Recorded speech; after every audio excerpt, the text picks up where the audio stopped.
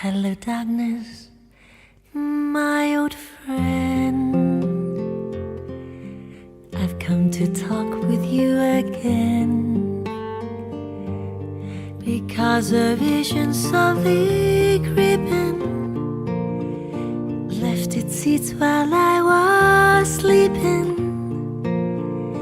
And a vision that was planted in my brain still remains within the sound of silence. In restless dreams I walked alone, narrow streets of cobblestone, neath the halo of a street lamp.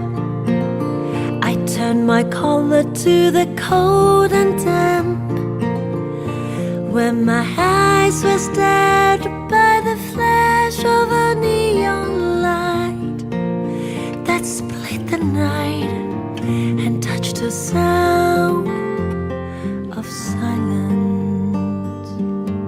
And in the naked light I saw 10,000 people, maybe more, people talking without speaking, people hearing without listening, people writing songs that voices never shared. No one dared disturb the sound of silence. And the people bowed and prayed to the neon god they made, and the sign flashed out each warning in the words that it was forming.